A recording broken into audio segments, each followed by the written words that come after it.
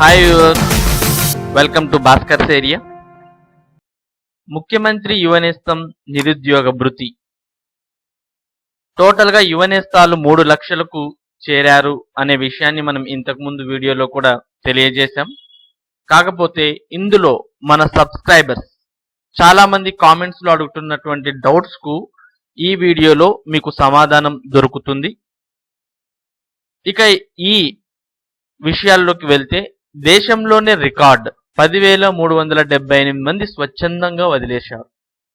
35,767 ఫిర్యాదులు పెండింగ్లో ఉన్నాయి. వాటిని తక్షణమే పరిష్కరించాలని మంత్రి లోకేష్ ఆదేశించారు. ఇతర రాష్ట్రాల వర్సిటీలకు ప్రత్యేక బృందాలు ధృవపత్రాల పరిశీలన కోసం చేసుకొస్తున్న వైనం. నైపుణ్య శిక్షణ, ఉపాధిపైన పెద్ద ఎత్తున ప్రచారం. ఖాతా సమస్యలపై బ్యాంకర్లతో త్వరలో భేటీ. రాష్ట్ర వ్యాప్తంగా ప్రవేశపెట్టిన ముఖ్యమంత్రి యువనేస్తం పథకం దేశంలోనే రికార్డు సృష్టించింది. ఈ పథకం కింద ఇప్పటి వరకు 36 రోజుల్లో 3,20,000 మందికి పైగా అప్లై చేసుకోవడం, వాళ్ళు కరెక్ట్గా అన్ని సబ్మిట్ చేశారు అని నిర్ధారించుకోవడం జరిగింది. టోటల్ దేశంలోనే 3 లక్షల మందికి నిరుద్యోగ భృతి ఇవ్వడానికి సిద్ధమవుతున్న ఆంధ్రప్రదేశ్ ఈ విషయంలో ఒక రికార్డ్ నెలకొల్పింది అని చెప్పవచ్చు. ఇక అర్హత సాధించిన కొత్త వారందరికీ నవంబర్ 1వ తేదీ నుంచి ఆన్లైన్లో భృతి అనేది జమ కాబోతోంది. ఈ పథకానికి దరఖాస్తు చేసుకునే గడువు ప్రతి నెల 25వ తేదీగా నిర్ణయించడం వల్ల నిరంతరం ప్రతి ఒక్క నిరుద్యోగి ఈ పథకానికి అప్లై చేసుకోవచ్చు. ఇక వీటికి సంబంధించిన సమస్యలకు పరిష్కారమే లక్ష్యంగా ఏపీ ప్రభుత్వం పనిచేస్తుంది. యువనేస్తం పథకం ప్రారంభానికి ముందే యువత చాలా సులభంగా ఈ కార్యక్రమానికి దరఖాస్తు చేసుకునేలా వెబ్సైట్లో రూపొందించారు. అది ప్రారంభించిన తర్వాత చాలా మందికి భూమి నిబంధన, పాత పిఎఫ్ ఖాతా కలిగి ఉండడం, బ్యాంక్ ఖాతాలు యాక్టివ్గా లేకపోవడం, డిగ్రీ సర్టిఫికెట్లను త్వరగా నిర్ధారించలేకపోవడం తదితర సమస్యలు చాలా ఎదురయ్యాయి. రాష్ట్రంలోనే కాకుండా ఇతర రాష్ట్రాల విశ్వవిద్యాలయాల్లో డిగ్రీ చదువుకుని యువనేస్తంకు దరఖాస్తు చేసిన వారి కోసం ప్రత్యేక ఏర్పాటు చేశారు. ఇతర రాష్ట్రాల విశ్వవిద్యాలయాల నుంచి వచ్చిన వారి సర్టిఫికెట్ల పరిశీలనకు ప్రత్యేక బృందాలను ఆయా రాష్ట్రాలకు పంపించారు. ఈ పథకం కింద దరఖాస్తు చేసుకున్న వారికి ఎలాంటి ఇబ్బంది ఉండదని తెలిపిన పరిష్కారం కోసం తక్షణ చర్యలు తీసుకుంటున్నామని మంత్రి లోకేష్ వివరించారు. ఇప్పటి వరకు వచ్చిన ఫిర్యాదుల్లో 1,24,324 మంది పరిష్కరించగా ఇంకా 35,767 పెండింగ్లో ఉన్నాయి. వీటిని కూడా తక్షణం పరిష్కరించాలని ఆదేశించారు. నిరుద్యోగ భృతికి అర్హత ఉన్నప్పటికీ 10,378 మంది స్వచ్ఛందంగా దాన్ని వదులుకోవడం ఇక్కడ మనం గమనించాల్సిన విషయం. ఎవరైనా పొరపాటున స్వచ్ఛందంగా ఈ భృతిని వదులుకున్నారా అనే విషయాన్ని కనుక్కోవడానికి వాళ్లకు ఫోన్ చేసి కూడా అడగడం జరిగింది.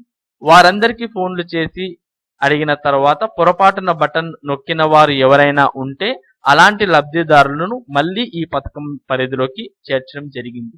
సో ఫ్రెండ్స్, మీరు అడుగుతున్నటువంటి చాలా విషయాలకు ఇక్కడ సమాధానం దొరుకుతుంది. వేరే యూనివర్సిటీస్ నుంచి డిగ్రీలు కంప్లీట్ చేసిన వాళ్ళు కూడా అప్లై చేసుకొని మీ యొక్క కంప్లైంట్ మీరు లాగిన్ చేస్తే వీళ్ళు అధికారులు వేరే రాష్ట్రం యొక్క విశ్వవిద్యాలయాలకు వెళ్ళి కూడా మీ సమాచారం కరెక్టా కాదా అని ధృవీకరించుకోవడం జరుగుతుంది. అలాగే ఇక్కడ చాలా మందికి బ్యాంక్ సమస్య అనేది ఉంది. ఆ బ్యాంక్ సమస్యను కూడా త్వరలో దాన్ని సమస్యను నివారించడం కోసం బ్యాంకర్లతో కూడా త్వరలో భేటీ కానున్నారు. ఇక మహిళల్లోనూ చైతన్యం. యువనేస్తం పథకం దరఖాస్తులో అత్యధిక శాతం పురుషుల నుంచే ఎక్కువగా వచ్చాయి. దీంతో మహిళల్లోనూ అవగాహన పెంచాలని నిర్ణయించారు. నెల 1,000 రూపాయల నిరుద్యోగ భృతి చెల్లింపు మాత్రమే కాదని, నైపుణ్య శిక్షణ, ఉద్యోగం సంపాదించే వరకు తోడ్పాటు ఉంటుందని పెద్ద ఎత్తున ప్రచారం చేయాలని నిర్ణయించారు. ఇంటింటికి తిరిగి చెప్పనున్నారు. అదేవిధంగా దరఖాస్తు చేసుకునేందుకు వారికి సహకారం అందించనున్నారు.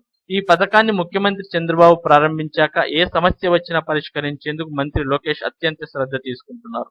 దరఖాస్తులో సమస్యలు, ధృవపత్రాల ధృవీకరణలో ఇబ్బందుల నుంచి బ్యాంక్ ఖాతాల్లో జమ వరకు ఎక్కడ ఇబ్బంది ఉన్నా రంగంలోకి దిగి పరిష్కారానికి సూచనలు ఇస్తున్నారు. లబ్ధిదారుల ఖాతాల్లో జమ అవ్వడంలో ఎదురవుతున్న ఇబ్బందులను తొలగించేందుకు అన్ని జిల్లాల బ్యాంకర్లతో త్వరలో సమావేశం ఏర్పాటు చేయాలని సూచించారు. కాబట్టి బ్యాంకర్లతో ఈ విషయం మాట్లాడితే మనకు చాలా వరకు ఈ అకౌంట్ ఆధార్ లింకప్ అనే దాని మీద ఒక సొల్యూషన్ అయితే రాబోతుంది. అలాగే వేరే యూనివర్సిటీలో చేసిన వాళ్ళ సమస్యలు కూడా త్వరలో అవి కూడా నివారించడం జరుగుతుంది. సో చాలా మంది ఈ భృతి కోసం అప్లై చేస్తున్నారు, చాలా సమస్యలు ఎదుర్కొంటున్నారు.